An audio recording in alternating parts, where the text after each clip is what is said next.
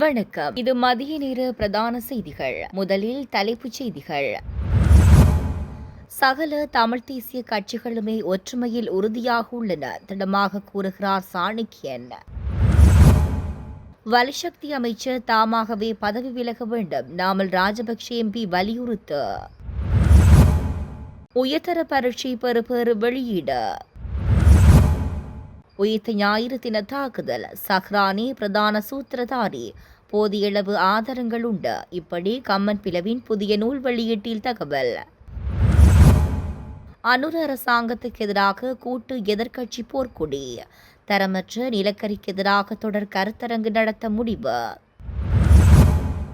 ரஷ்ய வெளிவிவகார அமைச்சர் இலங்கை வருகை. வர்த்தகம், எரிசக்தி, சுற்றுலாத்துறையில் ஒத்துழைப்பை மேம்படுத்துவது தொடர்பில் இருதரப்பு கலந்துரையாடல். மின்கட்டண அதிகரிப்பு மக்களின் முதுகில் ஏற்றப்பட்ட பாரிய சுமை திஸ்ஸா அத்தநாயக்க தெரிவிப்பு. அமைச்சர்கள் எம்பிக்களின் எரிபொருள் கொடுப்பனவு குறைப்பு அரசாங்க செலவினங்களை குறைக்க நடவடிக்கை. பிப்ரவரியில் ஆடை ஏற்றுமதியில் வீழ்ச்சி ஒன்றிணைந்த ஆடை சங்கங்களின் மன்றம் அறிவிப்பு. தொடர்வது விரிவான செய்திகள்.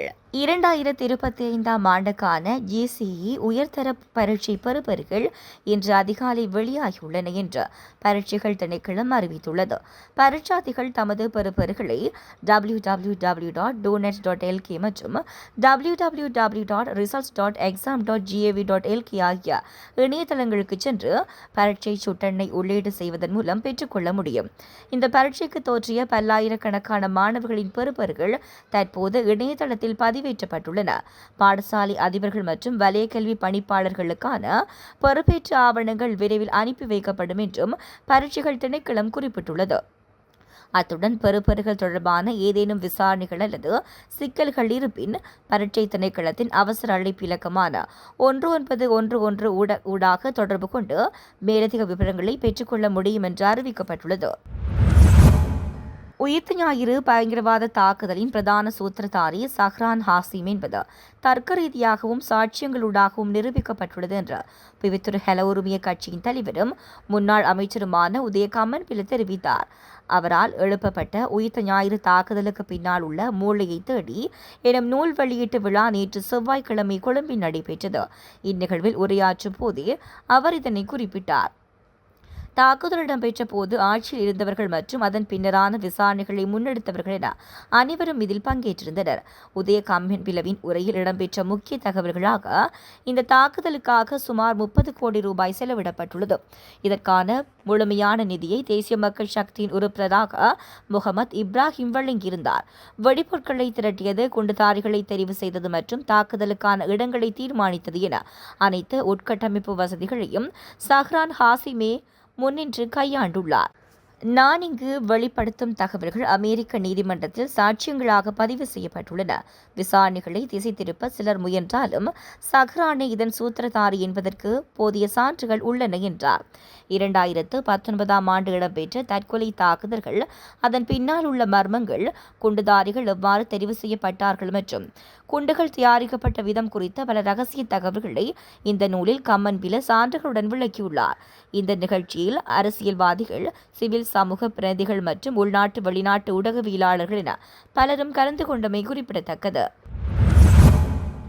வலுசக்தி அமைச்சர் குமார ஜெயக்கொடிக்கு எதிராக முன்வைக்கப்பட்டுள்ள ஊழல் குற்றச்சாட்டுகள் குறித்து எதிர்க்கட்சிகள் கோரிக்கை விடுக்கும் வரை காத்திருக்காமல் அவர் தானாகவே முன்வந்து பதவி விலக வேண்டும் என்று ஸ்ரீலங்கா பொதுஜன பெரமுனவின் தேசிய அமைப்பாளர் நாமல் ராஜபக்ஷ எம்பி தெரிவித்தார். ஊடகவியலாளர்களிடம் கருத்து வெளியிடும் போது அவர் இவ்வாறு குறிப்பிட்டார். அரசாங்கமே முறைகேடுகள் இடம்பெற்றதை ஒப்புக்கொள்ள நிலையில் அதற்கான பொறுப்பு கூறல் உறுதிப்படுத்தப்பட வேண்டும் என்றும் அவர் சுட்டிக்காட்டினார். குறைந்த விலையில் நிலக்கரி இறக்குமதி செய்யப்பட்டது என்று அமைச்சர்கள் கூறினாலும் அதன் மூலம் ஏற்படும் நட்டத்தை இறுதியில் பொதுமக்களே சுமக்க வேண்டியிருக்கும் என்றும் அவர் எச்சரித்தார். ஆளும் கட்சியுடன் தொடர்புடைய எவருக்கும் ஊழலில் தொடர்பில்லை என முன்னர் கூறப்பட்டது. ஆனால் தற்போது வலுசக்தி அமைச்சர் மீது சுமத்தப்பட்டுள்ள குற்றச்சாட்டு அந்த கூற்றுக்களுக்கு முற்றிலும் முரணாக அமைந்துள்ளது என்றும் நாமல் ராஜபக்ஷ எம்பி தெரிவித்தார். நாட்டின் தற்போதைய அரசியல் நகர்வுகள் குறித்து பேசிய அவர் ஜனநாயக கட்டமைப்புக்குள் புதிய தலைமைத்துவங்கள் உருவாவதன் முக்கியத்துவத்தை வலியுறுத்தினார்.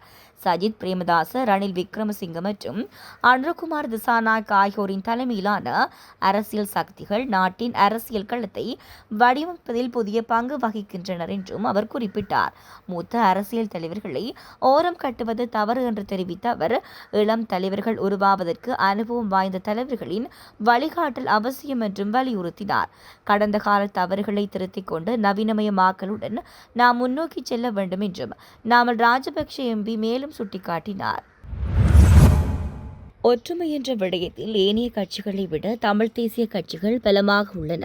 சமச்சி அடிப்படையிலான தீர்வுதான் தமிழ் மக்களின் அபிலாஷைகளை பூர்த்தி செய்யும் என்பதை கஜேந்திரகுமார் உட்பட அனைத்து தமிழ் தேசிய கட்சிகளும் ஒற்றுமையாக இணைந்து ஓர் ஆவணத்தை எழுத்தில் வழங்க முடியும். அத்தகைய ஒற்றுமையில் தமிழ் தேசிய கட்சிகள் உள்ளன. இவ்வாறு இலங்கை தமிழரசு கட்சியின் மட்டக்களப்பு மாவட்ட நாடாளுமன்ற உறுப்பினர் ரா சாணக்கியன் தெரிவித்தார். ஒற்றுமை என்னும் விடயத்தில் சிங்கள கட்சிகளை விட தமிழ் தேசிய கட்சிகள் பலமாக உள்ளன. ஒற்றுமை என்னும் விடயத்தில் பிரிவினையை ஏற்படுத்த வேண்டும் என்ற நோக்குடன் சில சுயநலவாதிகள் மட்டுமே தமிழர்களுக்குள் ஒற்றுமை இல்லை என கூறிக்கொண்டு தமிழ் மக்களுக்குள் பிரிவினையை காட்ட முனைகின்றனர் என்று அவர் குறிப்பிட்டார். இலங்கை தமிழரசு கட்சியின் ஸ்தாபக தலைவரான தந்தை செல்வாவின் 128வது ஜனன தினம் இலங்கை தமிழரசு கட்சியின் ஏற்பாட்டில் மட்டக்களப்பு நகரில் உள்ள தந்தை செல்வா சதுக்கத்தில் நேற்று நடைபெற்றது. இலங்கை தமிழரசு கட்சியின் மண்முனை வடக்கு கிளையின் தலைவரும் மட்டக்களப்பு மாநகர சபையின் மேயருமான சிவம் பாக்கியநாதன் தலைமையில் நடைபெற்ற இந்த நிகழ்வில் இலங்கை தமிழரசு கட்சியின் மட்டக்களப்பு மாவட்ட நாடாளுமன்ற உறுப்பினர்களான ரா சாணக்கியன், ஞா ஸ்ரீநேசன், ஸ்ரீநாத் ஆகியோர் கலந்து கொண்டனர். இந்நிகழ்வில் இலங்கை தமிழரசு கட்சியின் மூத்த உறுப்பினர் அருட்தந்தை ஜோசப் மேரி அடிகளார், தமிழரசு கட்சியின் வாலிப முன்னணியின் மட்டக்களப்பு மாவட்ட கிளை தலைவர் க சோபனன், மகளிர் அணியின் உபதலைவியும் மாநகர சபை உறுப்பினருமான த கௌரி மற்றும் பிரதேச சபைகளின் தவிசாளர்கள், மாநகர சபையின் உறுப்பினர்கள், பிரதேச சபை உறுப்பினர்கள், முன்னாள் மட்டக்களப்பு மாநகர மேயர் தி சரவணபவன் உட்பட பலர் கலந்து கொண்டனர். இதன்போது தொடர்ந்து உரையாற்றிய நாடாளுமன்ற உறுப்பினர் சாணக்கியன், தந்தை செல்வா காலத்தில் தமிழரசு கட்சியுடன் இணைந்து செயற்பட்ட பலர் இன்னும் இந்த மாவட்டத்தில் இருக்கின்றார்கள். தமிழரசு கட்சியில் எனது பாட்டனார் சி மு ராசமாணிக்கம் ஐயா தலைவராக இருக்கும் போது தந்தை செல்வா இந்த மாவட்டத்துக்கு தேர்தல் பரப்புரைகளில் ஈடுபட்ட சமயம் ராசமாணிக்கம் ஐயா தேர்தல் பரப்புகளுக்கு போகக்கூடாது எனவும் அவர்களுக்கு செருப்பு மாலை போட வேண்டும் எனவும் பேசியவர்கள் எல்லாம் இன்று இந்த மாவட்டத்தில் தமிழ் தேசியவாதிகளாக பலரால் காட்டப்படுகின்றார்கள். நாங்கள் எமது நிலத்தை பாதுகாப்பது என்றால் ஓர் அரசமைப்பின் கையில் இருக்க வேண்டும். நாங்கள் மாகாண சபை தேர்தலை தொடர்ந்து வலியுறுத்தி வருவதற்கான முக்கிய காரணம், மாகாண சபை தேர்தல் நடைபெற்றால் ஆளுநரின் ஆளுகைக்குள் இல்லாமல் மக்களால் தெரிவு செய்யப்பட்டவர்களின் கீழ் மாகாண சபை இருக்கும். உள்ளூராட்சி மன்றங்களை இயக்க வைப்பதற்கு ஆளுநரோ மாகாண சபையோ தடையாக இருக்காது. அதற்காகவே மாகாண சபை தேர்தலை நடத்துமாறு கூறுகின்றோம். உடனடியாக பறிக்கக்கூடிய பழமாக மாகாண சபையும், ஏணி வைத்து ஏறி நாங்கள் பறிக்கக்கூடிய பழமாக புதிய அரசமைப்பும் இருக்கின்றன. அதனை நாங்கள் முன்னெடுப்போம். மண்ணையும் மக்களையும் பாதுகாப்பதாக இருந்தால் நாங்கள் எங்களது நீண்டகால இலக்கான புதிய அரசமைப்பை அடைந்தால் மாத்திரம்தான் அதனை செய்ய முடியும் என கூறியுள்ளார்.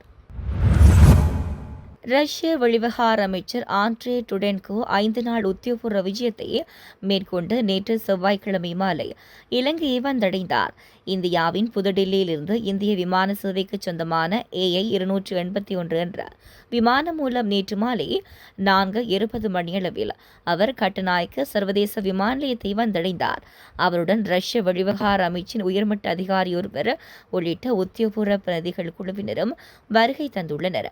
விமான நிலையத்தின் சிறப்பு விருந்தினர் மண்டபத்தில் வைத்து ரஷ்ய வெளிவிவகார அமைச்சரை துறைமுகங்கள் மற்றும் சிவில் விமான சேவைகள் பிரதி அமைச்சர் ஜனித்த ருமான் கொடித்துவக்கு இலங்கைக்கான ரஷ்ய தூதுவர் லெவன் ஜஹாரியன் மற்றும் வெளிநாட்டு அமைச்சின் உயர்மட்ட அதிகாரிகள் வரவேற்றனர்.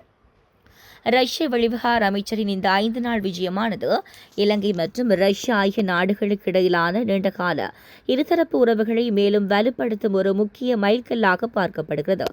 இந்த விஜயத்தின் போது அவர் ஜனாதிபதி, பிரதமர் மற்றும் வெளிவிவகார அமைச்சர் ஆகியோரை சந்தித்து பேச்சு நடத்தவுள்ளதுடன் வர்த்தகம், எரிசக்தி மற்றும் சுற்றுலாத்துறை உள்ளிட்ட பல்வேறு துறைகளில் ஒத்துழைப்பை மேம்படுத்துவது குறித்தும் கலந்துரையாட உள்ளார். இலங்கையின் தற்போதைய பொருளாதார நெருக்கடி மற்றும் மின்சார கட்டண அதிகரிப்பு உள்ளிட்ட முக்கிய விடயங்கள் குறித்து ஆராய்வதற்காக கூட்டு எதிர்க்கட்சியில் அங்கம் வகிக்கும் கட்சித் தலைவர்கள் மற்றும் பிரதிநிதிகளுக்கு இடையிலான விசேட கலந்துரையாடல் ஒன்று நேற்று முன்தினம் திங்கட்கிழமை நடைபெற்றது. கொழும்பு நாரகின்பட்டியவில் அமைந்துள்ள முன்னாள் அமைச்சர் பேராசிரியர் GL பீரிஸின் இல்லத்தில் நேற்று முன்தினம் மாலை 6 மணி முதல் 8 மணி வரை இந்த சந்திப்பு இடம்பெற்றது. இந்த கலந்துரையாடலில் எடுக்கப்பட்ட முக்கிய தீர்மானங்கள் வருமாறு: தரமற்ற நிலக்கரி இறக்குமதி காரணமாக நாட்டின் மின் உற்பத்திக்கும் தேசிய பொருளாதாரத்துக்கும் ஏற்பட்டுள்ள பாரிய பாதிப்புகள் குறித்து பொதுமக்களுக்கு தெளிவுபடுத்தவும் இது தொடர்பாக எடுக்கப்பட வேண்டிய சட்ட நடவடிக்கைகள் குறித்தும் இதன்போது விரிவாக ஆராயப்பட்டது. எவ்வித நியாயமான காரணமுமின்றி ஏற்கனவே கையிருப்பில் இருந்த எரிபொருள் தொகுதிகளின் விலைகளை உயர்த்தியமை மற்றும் மின்சார கட்டண அதிகரிப்பு ஆகியவற்றுக்கு எதிராக நாடு தழுவிய ரீதியில் விழிப்புணர்வு பிரச்சாரங்களை முன்னெடுக்க தீர்மானிக்கப்பட்டது. ஏற்கனவே அவிசாவளையில் வெற்றிகரமாக நடத்தப்பட்ட மாலிமாவின் தரமற்ற நிலக்கரி எனும் கருத்தரங்கு தொடரை அடுத்த கட்டமாக பின்வரும் மாவட்டங்களில் நடத்த தீர்மானிக்கப்பட்டுள்ளது. பேராசிரியர் GL பீரிஸுடன் நடைபெற்ற இச்சந்திப்பில் நிமல் ஸ்ரீபாலடி சில்வா, பாட்டலி சம்பிக்க ரணவக, தலத ஆத்துக்கூரல, சாகல ரத்நாயக்க, மனோ கணேசன், ரோஹித அபே குணவர்த்தன, பிரேமநாத் சி தொலவத்த, சுகீஸ்வர பண்டார, மஹிந்த அமரவீர, லசந்தாகல் அகியவண்ண, நிமல் லான்சா, சுதத் மஞ்சுள, காமினி வலேபொட, ரஞ்சன் செனவிரத்ன, சினால் வெல்கம உள்ளிட்ட பல அரசியல் கட்சிகளின் பிரதிகள் பங்கேற்றிருந்தனர். இதேவேளை மின்சார கட்டண உயர்வு தொடர்பாக கூட்டு எதிர்க்கட்சி நிலைப்பாட்டை அறிவிக்கும் விசேட ஊடகவியலாளர் சந்திப்பு இன்று புதன்கிழமை நடைபெறவுள்ளது. அரசாங்க மின்சார கட்டணத்தை சடதியாக அதிகரித்தமையானது நாட்டு மக்களை சொல்லொணா துயரத்துக்கு உள்ளாக்கியுள்ளதாக ஐக்கிய மக்கள் சக்தியின் தேசிய அமைப்பாளர் திஸ்ஸ அத்தநாயக்க தெரிவித்துள்ளார்.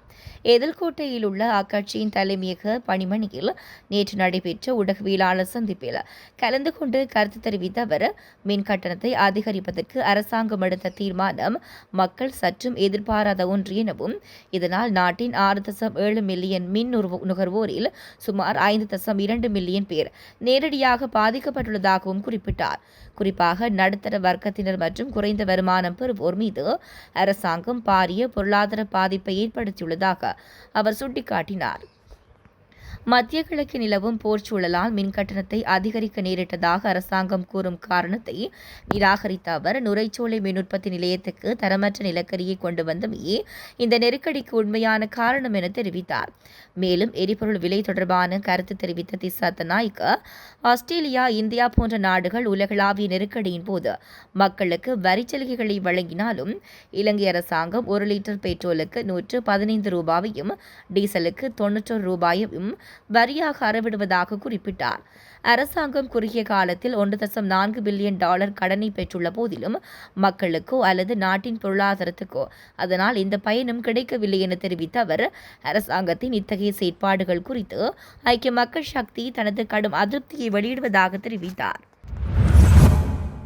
அரசாங்கத்தினால் முன்மொழியப்பட்டிருக்கும் பயங்கரவாதத்திலிருந்து அரசை பாதுகாக்கும் சட்ட வரைவானது நீண்டகாலமாக பல்வேறு மனித உரிமை மீறல்களுடன் தொடர்புடைய சட்டங்களை அர்த்தமுள்ள வகையில் திருத்தி அமைப்பதற்கு புதிய நிர்வாகத்துக்குள்ள தாயகத்தை காண்பிக்கிறது என நெதர்லாந்தின் TMC அசே நிலையத்தின் ஆய்வாளர் நிக்கி சியாம்பாக்கோ தெரிவித்துள்ளார்.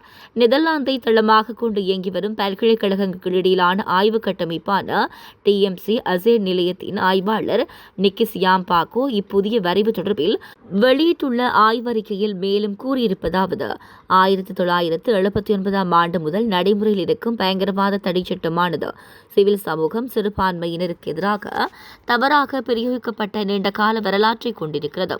2024 தேர்தல்களின் பின்னர் பயங்கரவாத தடை சட்ட நீக்கம் குறித்து ஆராய்வதற்கும் புதிய பயங்கரவாத எதிர்ப்பு சட்ட வரைவை முன்மொழிவதற்கும் என ஒரு குழு நியமிக்கப்பட்டது.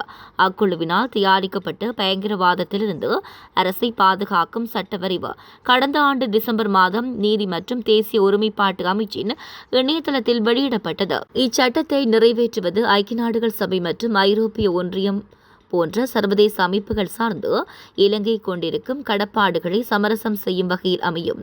அரசாங்கத்தினால் முன்மொழியப்பட்டிருக்கும் பயங்கரவாதத்திலிருந்து அரசை பாதுகாக்கும் சட்ட வரைவானது நீண்டகாலமாக பல்வேறு மனித உரிமை மீறல்களுடன் தொடர்புடைய சட்டங்களை அர்த்தமுள்ள வகையில் திருத்தி அமைப்பதற்கு புதிய நிர்வாகத்துக்கு இருக்கும் தயக்கத்தை காண்பிக்கிறது. இந்த அணுகுமுறை சட்டத்தின் ஆட்சியை சீர்குலைக்கிறது, அடிப்படை உரிமைகளின் பாதுகாப்பை பலவீனப்படுத்துகிறது. அது மாத்திரமன்று, இந்த போக்கு இலங்கைக்கு நீண்டகால அடிப்படையிலான அரசியல் மற்றும் பொருளாதார ரீதியிலான பின்விளைவுகளையும் ஏற்படுத்தக்கூடும் என குறிப்பிடப்பட்டுள்ளது. மத்திய கிழக்கு பிராந்தியத்தில் நிலவும் யுத்த சூழ்நிலை காரணமாக நாட்டில் ஏற்பட்டுள்ள பொருளாதார தாக்கத்தை தணிப்பதற்காகவும் அரசு செலவினங்களை முறையாக மேலாண்மை செய்வதற்காகவும் புதிய கட்டுப்பாடுகளை விதிக்க அமைச்சரவை தீர்மானித்துள்ளது. அதற்கமைய அமைச்சர்கள், பாராளுமன்ற உறுப்பினர்கள் மற்றும் அரசு அதிகாரிகளுக்கு வழங்கப்படும் எரிபொருள் கொடுப்பனவுகளை கட்டுப்படுத்த நடவடிக்கை எடுக்கப்பட்டுள்ளது. தற்போது நாட்டில் எரிபொருள் விநியோகம் வரையறுக்கப்பட்டுள்ளதுடன் அத்தியாவசியமற்ற சேவைகளை வழங்கும் அரசு அலுவலகங்களுக்கு புதன்கிழமைகளில் விடுமுறையும் அறிவிக்கப்பட்டுள்ளது. இந்நிலையை கருத்தில் கொண்டு அமைச்சர்கள், பாராளுமன்ற உறுப்பினர்கள் மற்றும் அரசு அதிகாரிகளுக்கு வழங்கப்படும் எரிபொருள் கொடுப்பனவை இனி மறு அறிவித்தல் வரை 2026 மார்ச் 1 நிலவிய எரிபொருள் விலையின் அடிப்படையில் மட்டுமே கணக்கிட்டு வழங்குவதற்கு தீர்மானிக்கப்பட்டுள்ளது. மேலும் எரிபொருள் விலையை அடிப்படையாக கொண்டு வழங்கப்படும் ஏனைய கொடுப்பனவுகளும் 2026 மார்ச் 1 நிலவிய விலையிலே வழங்கப்படும். நிதி திட்டமிடல் மற்றும் பொருளாதார அபிவிருத்தி அமைச்சர் என்ற ரீதியில் ஜனாதிபதி சமர்ப்பித்த இப்பிரேரணைக்கு அமைச்சரவை முழுமையான அங்கீகாரத்தை வழங்கியுள்ளது. நாட்டின் அத்தியாவசிய பொது சேவைகளை எவ்வித தடையுமின்றி முன்னெடுத்துச் செல்வதை உறுதி செய்வதற்காகவே இந்த சிக்கன நடவடிக்கை எடுக்கப்பட்டுள்ளதாக அரசாங்கம் தெரிவித்துள்ளது.